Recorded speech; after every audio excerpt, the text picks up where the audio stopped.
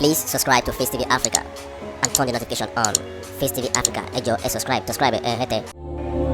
Face TV was Swoby. Ṣòro fún ní ọdún yìí tó gbé olúwa tóbi. Ẹni tọ́lọ́wọ́ bá ṣòro fún kó má parọ́ fara ẹ̀ hàn. Tẹ̀gbír! Ẹ bá mi wo ẹni tó wà lẹ́gbẹ̀ẹ́ yìí ẹ fọwọ́ pé èèyàn náà kẹ́ ní ẹ̀ ṣoríire. I'd like to announce the arrival of my friend and brother, the lover of his mother, the son of late Alaja and Alhamdulillah alladhi sawwa al-mawta. Hello, Mr. Man. Yes, come here.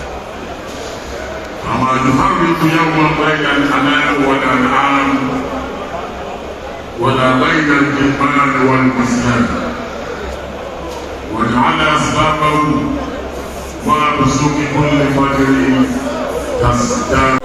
àdúrà tí ẹ ní fún láti inú yín wá gẹ́gẹ́ bí abiyamọ.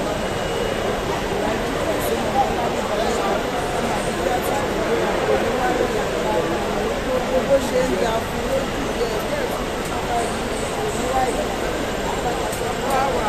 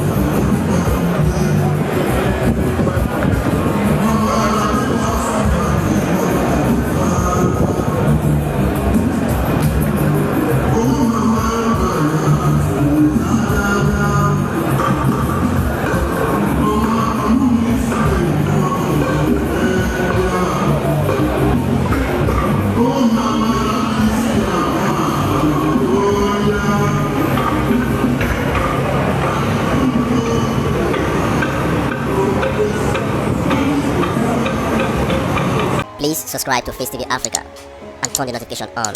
Facetv Africa, ẹ jọ̀ọ́ subscribe hete. Face TV was Swoby.